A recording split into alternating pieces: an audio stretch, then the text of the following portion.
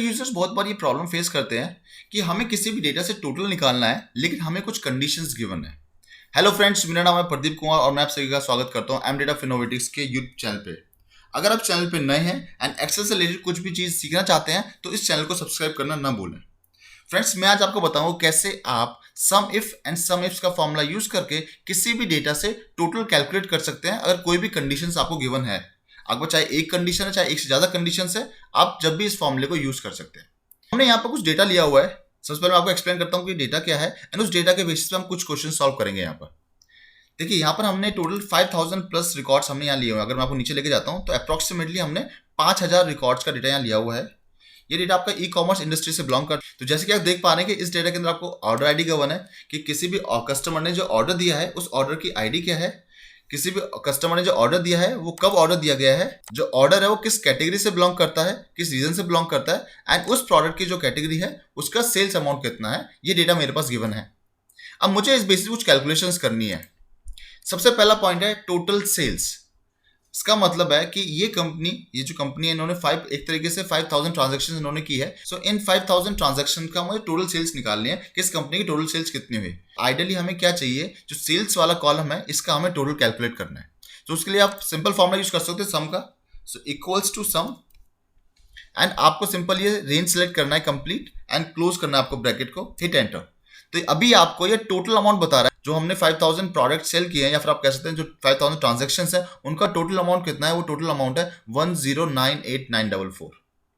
ठीक है, अब मैं चलता हूं नेक्स्ट क्वेश्चन पे। नेक्स्ट क्वेश्चन कहता है total sales of furniture category. देखिए, यहां भी मुझे टोटल सेल्स निकालनी है लेकिन अब यहां पर मेरे पास कंडीशन है कि मुझे सिर्फ और सिर्फ फर्नीचर कैटेगरी का ही टोटल सेल्स चाहिए।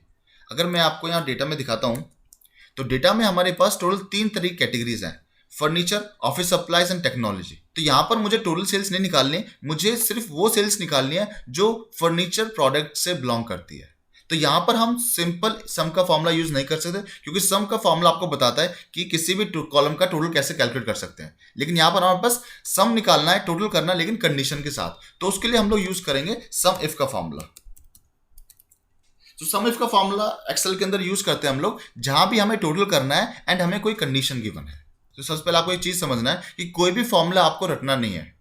अगर आप किसी भी फॉर्मूले को रटने की कोशिश करेंगे तो आप उसको ज्यादा टाइम तक याद नहीं रख पाएंगे और उसको भूल जाएंगे कि कैसे आप उसको फॉर्मूले को यूज करना है।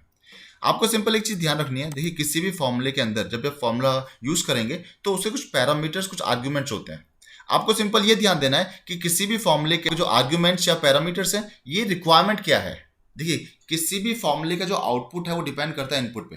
तो ये जो फॉर्मूला हम यूज करने वाले हैं इसमें आपको सिर्फ ये ध्यान देना है कि रेंज क्या होती है, क्राइटेरिया क्या होता है, सम रेंज क्या होता है एंड वो इनपुट आपको सम इफ के अंदर डालना है। उस बेसिस पे आपको आउटपुट मिल जाएगा।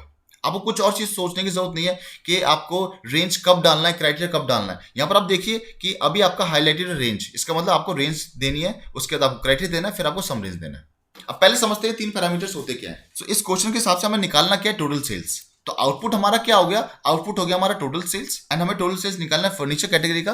तो फर्नीचर जो कैटेगरी जो है ये हमारी हो गया कंडीशन या फिर आप इसको क्राइटेरिया बोल सकते। अब रेंज और क्राइटेरिया ये दोनों पैरामीटर्स आपस में इंटरलिंक्ड होते हैं।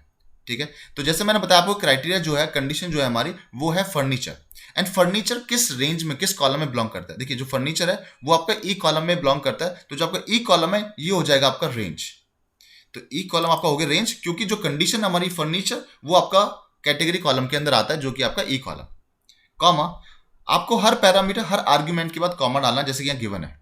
तो जब भी आपसे कॉमा बोले तो आप कॉमा डालिए। जो भी फॉर्मूला आपको कुछ भी इनपुट मांगता है वो आपको सिंपल उसको इनपुट देना है। उसके बाद आपका क्राइटेरिया। देखिए, इस रेंज के अंदर जो रेंज हमने सेलेक्ट किया है इसके अंदर क्राइटेरिया क्या है। क्राइटेरिया हमारा फर्नीचर, कि हमें सिर्फ फर्नीचर चाहिए एंड जो फर्नीचर हमारा वो नॉन नंबर है, इसीलिए हम इसको डबल कोट्स में डालेंगे। तो यहां पर मैंने डाल दिया फर्नीचर एंड देखिए उसके बाद भी मेरे को कॉमा पूछता है कि मैंने क्राइटेरिया दे दिया। अब लास्ट में आता है सम रेंज। देखिए, सम रेंज का मतलब क्या है कि आपको वो कॉलम सेलेक्ट करना है जिसका आपको टोटल निकालना है। ठीक है, जैसे आपको नेम से भी क्लियर हो रहा है यहाँ पर सम रेंज की रो रेंज आपको सेलेक्ट करनी है जिसका आपको सम निकालना है। अब इस क्वेश्चन के हिसाब से हमें टोटल सेल्स निकालनी है, इसका मतलब सेल्स का टोटल निकालना है। तो हमारे लिए जो सम रेंज होगा वो होगा आपका सेल्स वाला कॉलम एंड क्लोज कर दीजिए ब्रैकेट को एंड सिंपल हिट करेंगे तो आपके पास आंसर होगा 373,302। ठीक है, तो फ्रेंड्स ये आपकी टोटल सेल्स हो गई जो सिर्फ फर्नीचर कैटेगरी से बिलोंग करती है। देखिए कितने इजी तरीके से आपने यूज कर लिया। वैल्यू का चेंज करेंगे तो उस हिसाब से आपका आउटपुट भी चेंज हो जाएगा। जैसे मान लीजिए आप फर्नीचर की जगह आप टेक्नोलॉजी डालना चाहते हैं, तो जैसे आप टेक्नोलॉजी डालेंगे यहाँ पर, एंटर करेंगे तो यहाँ पर आपके पास टोटल सेल्स आ जाएगा टेक्नोलॉजी का। मैं कंट्रोल जी करता हूं ताकि आप पहले स्टेप पे वापस चले गए। तो अभी यहाँ पर हमने निकाला कि कैसे आप फर्नीचर कैटेगरी का टोटल सेल्स निकाल सकते हैं। अब नेक्स्ट क्वेश्चन पे चलते हैं हम लोग। Total sales of furniture category in south region. अब देखिए यहाँ पर हमारे पास टोटल सेल्स, अगेन हमें टोटल सेल्स निकालना है, लेकिन वो फर्नीचर कैटेगरी से बिलोंग करना चाहिए एंड वो साउथ रीजन से भी बिलोंग करना चाहिए। अगर आप ध्यान से देखें तो यहाँ हमारे पास दो डिफरेंट कॉलम से कंडीशन है। तो जब भी हमारे पास एक से ज्यादा कॉलम से कंडीशन होता है तो हम जो फॉर्मूला यूज करते हैं वो होता है आपका सम इफ्स। देखिए आपके पास दो फॉर्मुलेज है, सम इफ एंड सम इफ्स। अगर आप आइडियली सम के साथ जाते हैं तो आपके पास एक्चुअली तीन फॉर्मुलेज हैं, सम, सम इफ एंड सम इफ्स। सम हम जब यूज करते हैं जब आपको किसी भी कॉलम का टोटल निकालना है, हमारे पास कोई भी कंडीशन नहीं है।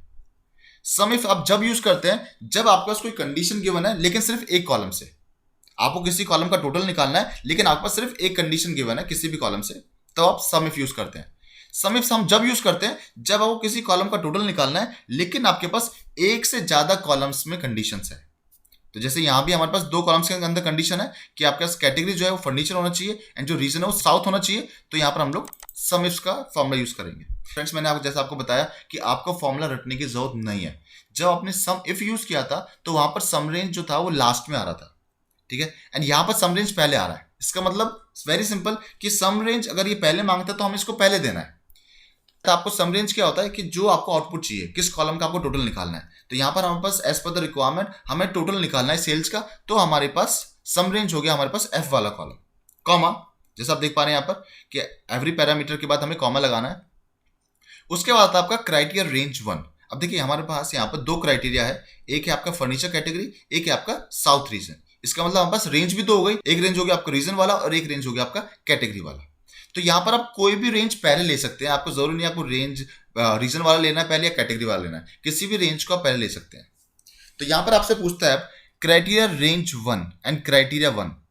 देखिए जब आप सम इफ यूज कर रहे थे तो वो आपसे पूछता था रेंज एंड क्राइटेरिया। जैसे मैंने आपको बताया कि रेंज एंड क्राइटेरिया आपस में लिंक्ड होते हैं हमेशा। तो यहां पर जैसे हमारे पास एक से ज्यादा कंडीशंस होती है, इसलिए सबसे पहले ये आपसे पूछता है कि आप सबसे पहली रेंज और सबसे पहला क्राइटेरिया कौन सा देना चाहते हैं। तो जैसे मैंने बताया आपको कि आप रीजन भी ले सकते हैं, कैटेगरी भी ले सकते हैं, आपकी चॉइस है। तो लेट्स से हम पहले कैटेगरी की तरफ चलते हैं कि हम फर्नीचर कैटेगरी पे हम पहले फोकस करते हैं एंड वो फर्नीचर किस रेंज में आता है वो हो गया आपका ये वाला। तो क्राइटेरिया रेंज 1 आपका हो गया कैटेगरी रेंज, बिकॉज इसके अंदर हमें फर्नीचर को ढूंढना है, कॉमा। अब क्राइटेरिया 1 का मतलब देखिए रेंज, अगर आपने क्राइटेरिया रेंज पहले आपने अगर कैटेगरी ली है तो आपका क्राइटेरिया 1 भी इसी रेंज से बिलोंग करेगा जो कि आपका फर्नीचर, एंड फर्नीचर हमारा नॉन नंबर है तो इसको हम लोग डबल कोट्स में डाल देंगे। उसके बाद क्राइटेरिया रेंज 2। अब सेकंड क्राइटेरिया हमारा south region, and south region के लिए जो मेरी रेंज है वो है आपकी डी कॉलम वाली। तो मैंने डी कॉलम सेलेक्ट कर लिया, कॉमा, इसके अंदर आपका क्राइटेरिया क्या है वो है आपका साउथ। साउथ भी मैंने डबल कोट्स में लिखा है क्योंकि ये भी मेरा नॉन नंबर है एंड मेरे पास कोई और कंडीशंस नहीं है। अगर आपके पास कोई और भी कॉलम से कंडीशन होता है तो आप कॉमा डाल के वो कंडीशन से प्लस उसका रेंज को सिलेक्ट करके डाल सकते हैं। देखिए इस फॉर्मूला कैसे काम कर रहा है मैं आपको थोड़ा सा और क्लियर कर देता हूँ। इस फॉर्मूले के अंदर एफ वाला जो कॉलम है यहां से ये टोटल निकालेगा, जिसके अंदर पहले चेक करेगा कि जो आपका ई वाला कॉलम है इसके अंदर फर्नीचर कहाँ कहाँ पर आता है, एंड डी कॉलम के अंदर जो कि आपका ये वाला इसके अंदर साउथ कहाँ कहाँ आता है, एंड जहां भी कंडीशंस मीट करेगी उस बेसिस पे एफ कॉलम से ही टोटल निकाल के दे देगा आपको। तो यहाँ पर मैं ब्रैकेट क्लोज करता हूँ, एंटर हिट करता हूँ, तो यहाँ मेरे पास 60,498 इज द टोटल सेल्स जो मेरी फर्नीचर कैटेगरी साउथ रीजन से बिलोंग करती है। ओके फ्रेंड्स, नेक्स्ट क्वेश्चन पे चलते हैं हम लोग। टोटल सेल्स इन 2021 ईयर। देखिए अगर मैं आपको यहाँ फिल्टर दिखाता हूँ, अगर मैं आपको फिल्टर में दिखाता हूँ कि ऑर्डर डेट के अंदर हमारे पास लास्ट के 4 ईयर्स का डेटा है 2018, 19, 20 एंड 21, एंड 21 के अंदर हमारे पास लास्ट के 3 मंथ्स का डेटा है क्योंकि अभी अप्रैल चल रहा है तो अभी अप्रैल का डेटा हमने यहाँ पर इंक्लूड नहीं किया है। तो वेरी सिंपल, यहाँ पर हमें सेल्स निकालने हैं 2021 ईयर का। अब देखिए चैलेंज क्या है कि हमारे पास इस डेटा के अंदर ईयर कहीं भी गिवन नहीं है, ठीक है। तो ये चैलेंज फेस आता है कि यार अगर हमारे पास अभी ईयर गिवन नहीं है तो हम 2021 ईयर का निकालेंगे कैसे डेटा। तो देखिए यहाँ 2 तरीके करने के इस क्वेश्चन को। सबसे पहला तरीका तो ये कि मैं यहाँ पर एक कॉलम ऐड करूं जिसके अंदर मुझे निकालना है ईयर, ठीक है। तो सबसे पहले मैंने एक ईयर का फॉर्मूला यूज करके इस जो डेट है आपकी यहां से मैं एक ईयर को एक्सटेंड करके यहाँ पर इस फॉर्मूले को नीचे तक ड्रैग करूंगा। तो बेसिकली इस डेटा के अंदर मैंने एक कॉलम ऐड किया जिसके अंदर मैंने ईयर निकाल रहा हूं कि इस ऑर्डर डेट का जो भी ईयर बिलोंग करता है वो मुझे यहाँ पर मिल जाएगा। एंड देखिए अब मेरे पास यहाँ पर, अगर मैं फिल्टर लगाता हूँ, अब मेरे पास यहाँ पर 2021 ईयर अवेलेबल है।